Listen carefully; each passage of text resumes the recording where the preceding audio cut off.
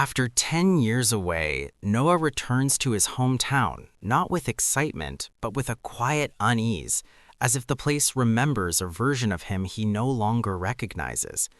And as he walks through familiar streets, he notices how unchanged everything looks on the surface. The same houses, the same intersections, the same slow rhythm of life. Yet internally, he feels disoriented, realizing that the distance he once believed would redefine him never truly erased where he came from. It only layered new identities on top of old ones. And this realization unsettles him because he had imagined growth as separation, as becoming someone entirely different, not as carrying unresolved parts of himself across time and geography. And he reflects on how leaving felt like courage back then, a necessary escape from expectations, limitations, and versions of himself that felt too small. Yet, standing here now, he senses that escape did not bring closure, only postponement. And he becomes aware of how memory functions differently when you return, not as nostalgia, but as confrontation. Each corner quietly asking whether he became who he thought he would, whether the sacrifices were worth the distance, whether the ambition that drove him away delivered the fulfillment it promised. And this internal questioning creates a subtle tension between pride and disappointment, between gratitude for the life he built and grief for the simplicity he abandoned. And as he passes places tied to past choices, friendships that faded, dreams that shifted, he understands that returning home is not about reclaiming the past, but about integrating it, about allowing the person he was to exist alongside the person he became. And this integration feels heavier than leaving ever did, because it requires honesty rather than movement, stillness rather than ambition. And in that quiet awareness, Noah realizes that growth is not measured by how far you go, but by how willing you are to face the parts of yourself that never left, even when you did. As Noah continues through the town, he becomes aware of how his body reacts before his thoughts do. A tightening in his chest near familiar places, a sudden heaviness when he hears certain sounds. And this physical response reminds him that memory is not stored only in the mind, but in the nervous system, in patterns of sensation that resurface without permission. And he reflects on how often he told himself that he had moved on, that distance had neutralized the emotional weight of his past, without realizing that unresolved experiences do not disappear. They wait dormant until the moment you slow down enough to feel them again. And this awareness brings a quiet humility, an understanding that maturity is not the absence of vulnerability, but the capacity to sit with it without immediately needing to escape. And he thinks about the relationships he left behind, not with regret, but with a sense of unfinished emotional dialogue. Conversations that were never completed, feelings that were never fully acknowledged. And this incompleteness creates a subtle ache, not demanding resolution, but recognition. And as he notices how the town feels smaller than he remembered, he realizes that what has changed is not the place, but his perception, his internal scale of meaning. And this realization shifts his understanding of home, not as a fixed location, but as an emotional reference point, a place that holds the origin of his patterns, his fears, his ambitions, and his way of relating to the world. And standing there, he senses that returning is not about reclaiming familiarity, but about allowing the past to inform the present without controlling it. And this balance feels delicate, demanding awareness rather than certainty, presence rather than judgment, and he begins to sense that this visit may quietly reshape how he understands himself, not by offering answers, but by asking more honest questions than he has allowed himself to face in years. Noah begins to notice how his memories have softened over time, losing their sharp edges, yet gaining a deeper emotional resonance, as if distance has stripped them of detail, but amplified their meaning. And this realization makes him reflect on how much of his identity has been shaped not by what actually happened, but by the stories he told himself about leaving, about becoming someone more capable, more defined, more successful. and he senses a subtle discomfort in recognizing that those narratives were necessary at the time, but no longer fully true, because they allowed him to move forward without looking back, even if that meant simplifying his past to protect his momentum. And now, standing here, that simplification feels incomplete, unable to account for the emotional complexity he carries. And he becomes aware of how often he measured his progress through external markers, achievements, distance traveled, recognition earned, without checking whether those markers aligned with his internal sense of fulfillment. And this awareness creates a quiet recalibration, a shift from evaluating his life based on motion to evaluating it based on coherence, on whether the different versions of himself can exist without contradiction. And as he walks past places tied to early dreams and early disappointments, he understands that ambition once functioned as a shield, protecting him from feeling constrained. But now it feels less urgent, less defining. And this change does not feel like failure. It feels like evolution, the natural movement from proving oneself to understanding oneself. And in this recognition, he senses that the real work of returning is not revisiting old spaces, but revisiting old assumptions, allowing them to dissolve without resistance, and letting a more integrated, less performative sense of self emerge in their place. As the afternoon light begins to shift, Noah becomes aware of how time feels layered in this place, as if past and present coexist without clear boundaries.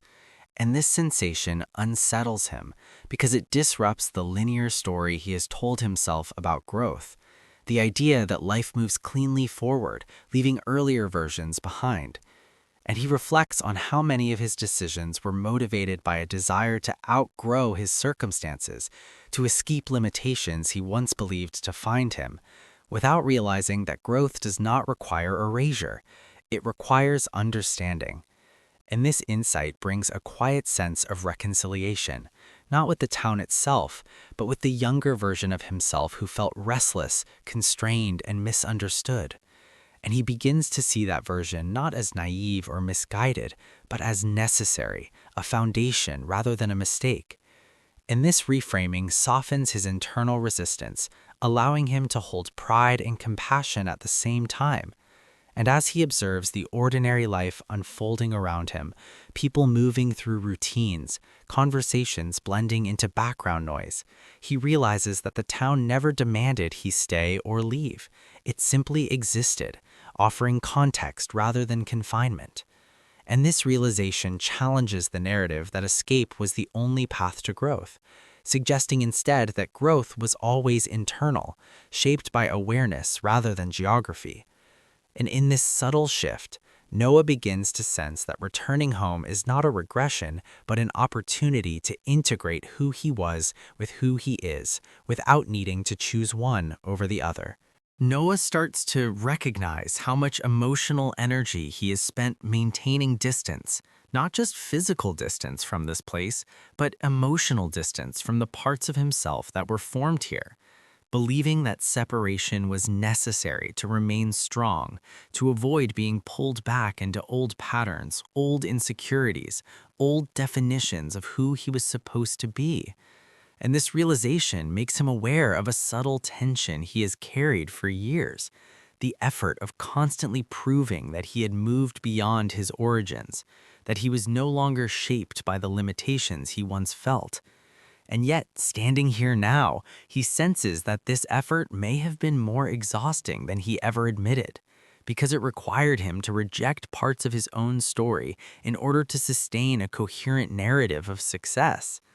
And he reflects on how often he avoided returning, avoided staying too long, avoided conversations that might reopen unresolved emotions, all in the name of forward motion, without realizing that avoidance is its own form of attachment, keeping the past alive through resistance rather than acceptance. And this awareness introduces a quiet emotional release, the feeling that he no longer needs to defend his growth against where he came from, that strength does not come from denial but from integration. And as he sits for a moment, listening to the familiar yet distant sounds of the town, he understands that belonging is not about choosing one place over another. It is about allowing all the places that shaped you to coexist internally, without hierarchy or shame.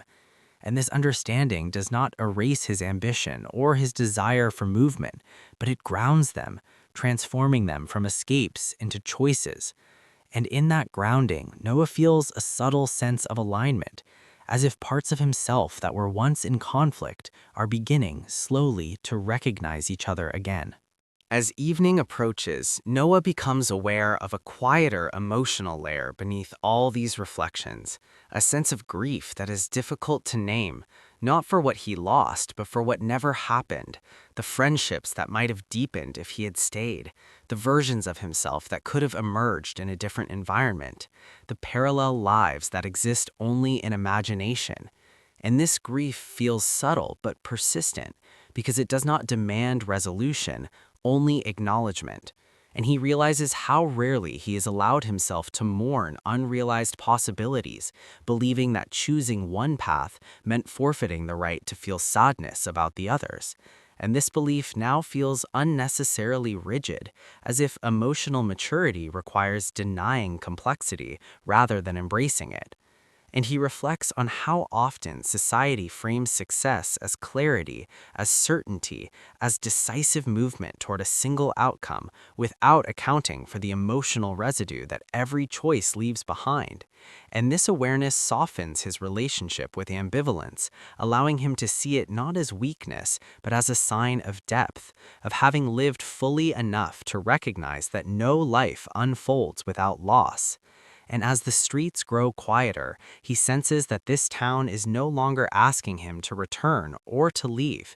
It is simply offering a space where he can listen, where he can acknowledge the fullness of his experience without rushing to categorize it.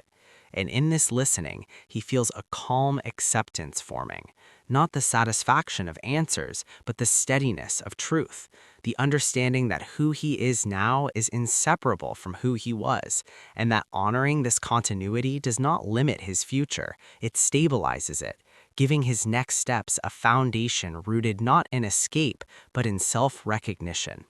Noah begins to notice how his sense of identity subtly shifts as he remains in this place longer than planned, how the initial discomfort gives way to a quieter, more grounded awareness, and he realizes that much of his adult life has been built on momentum, on constant forward motion that left little room for stillness, because stillness invites reflection, and reflection invites questions he once didn't feel ready to answer.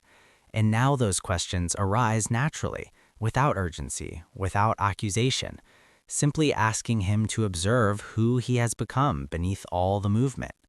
And he reflects on how often he equated progress with distance, believing that leaving was proof of courage, that staying would have meant stagnation, without recognizing that courage can also exist in presence, in the willingness to remain emotionally available to places and memories that shaped you, even when they no longer define you.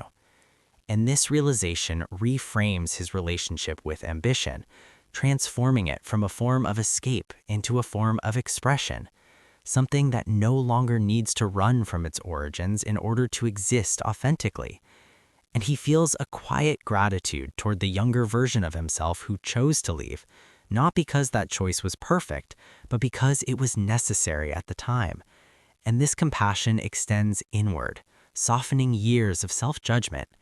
And as he walks through the fading light, he senses that the town is no longer a symbol of limitation or nostalgia. It is simply part of his internal geography, one of many landscapes that live within him.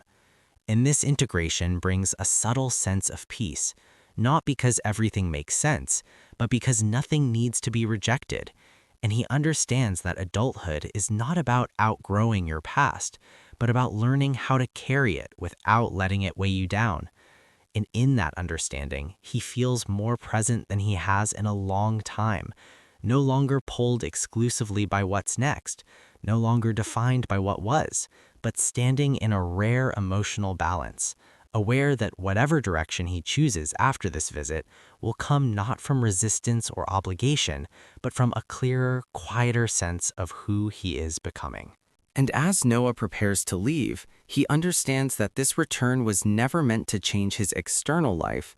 It was meant to recalibrate his inner one, to remind him that growth does not erase origins, it contextualizes them. And this realization settles inside him with a calm finality, not as an ending, but as a gentle closure to a chapter that has remained emotionally open for too long. And he accepts that the town will continue to exist without him, just as he will continue to exist with it inside him, not as a weight, but as a reference point, a quiet reminder of where his patterns began and how far his awareness has traveled.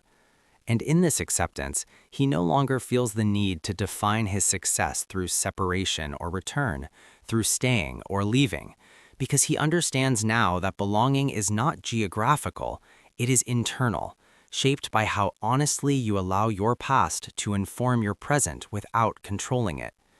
And with that understanding, he steps forward not with urgency or nostalgia, but with a steadier sense of self, aware that wherever he goes next, he carries a more integrated version of himself, one that no longer needs to outrun its origins to feel complete.